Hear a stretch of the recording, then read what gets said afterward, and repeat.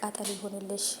በጣም ብዙዎቻችሁ የራሳችሁን ሀሳብ እየሰጣችሁበት ነው። በተለይ ደግሞ ስለ ፍቅር መታገት አለባት ሰርጉ በሰላም እንዳልፍ እያላችሁ ነው ማለት ነው ውዶቼ። ይሄን ነገር እኔም እደግፈዋለሁ መሰለኝ። እውነት አስታወሳችሁኝ ማለት ነው ሀባይቦቼ።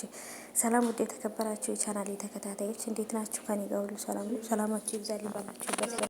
ሰላማችሁ በዚህ ተተረፈ ይባልልኝ ባላችሁበት ውድ ቤተሰቦቼ።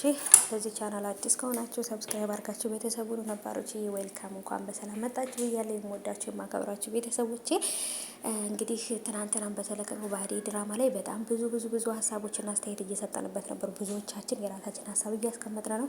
እሱም አንደኛው ሀሳባችን ምንድን ነው እንግዲህ ፍቅር መልካም መቃጠል ይሁንልሽ፣ መልካም መንገብገብ፣ መልካም ራስ ማጥፋት ይሁንልሽ። እውነት ለመናገር በጣም ነው ቅጥል ርር ድብን ብላ ፍቅር ማለት ነው ከመናደዷ የተነሳ ማሽን ላይ ያረረ ይስቃል እንደሚባለው በቃ አይደለ፣ በቃ ርር እያለ ማሽን ላይ እንትን ይላል አይደለ።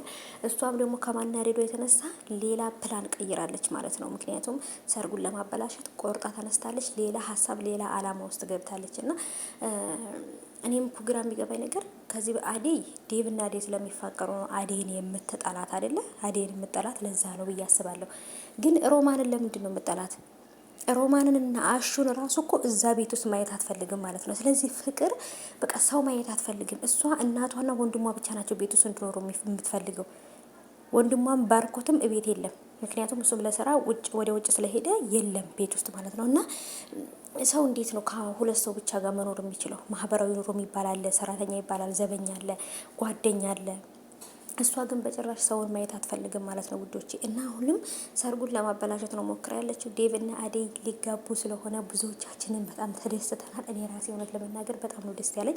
ምክንያቱም የነሱ ስኬት የነሱ መጋባት በጣም ነው የሚያስፈልገው። ለምን በጣም ብዙ መስዋዕት ተከፋፍለዋል። ለእሷ ብሎ እሱም ብዙ ነገር ሆኗል፣ እሷም ለሱ ብላ ብዙ ሆናለች። በጣም ብዙ ፈተናዎችን ውጣ ውረዶች ወርደዋል። እና ይሄ ቀን፣ ይሄ ደስታ፣ ይሄ ፈገግታ፣ ይሄ ድል ይገባቸዋል። ግን ይህን ነገር ለማበላሸት እየሞከሩ ያሉ ሰዎች አሉ።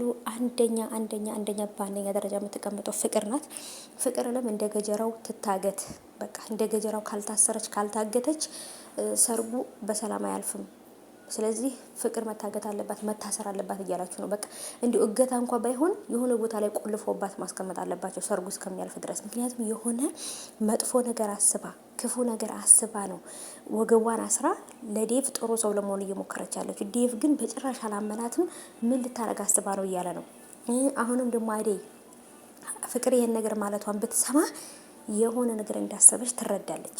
ስለዚህ ትጠነቀቃለች ብዬ አስባለሁ። እኔ እንደውም እውነት ለመናገር በጣም ብዙ ነገሮች ነው ያሰብኩት። አይሳካላትም ብዬ አስባለሁ። ምክንያቱም አደይና ዴቭ በጣም መልካም ልጆች ናቸው።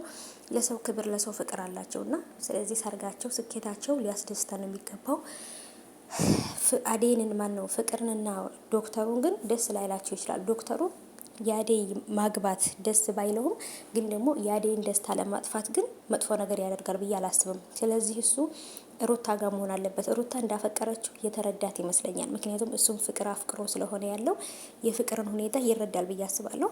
ስለዚህ እሱና እሱ አንድ ላይ መሆን አለባቸው። ሮማንና አሹ፣ ለሙዬና ባቡሬ፣ አደይና ዴቭ፣ አበበና ፍቅረ ሚስቱ ፍቅረኛው ሁሉም ጥንድ ሆኖ ነው ያለው ማለት ነው ውዶች። እና በጣም ነው ደስ የሚለው። በቃ ሰርግ በተከታታይ እንበላለን። ፍቅር ደግሞ እንግዲህ መልካም መቃጠል፣ መልካም የመናደድ ዘመን ሰዓት ይሆንልሽ። ቅጠል በይ ፍቅርዬ።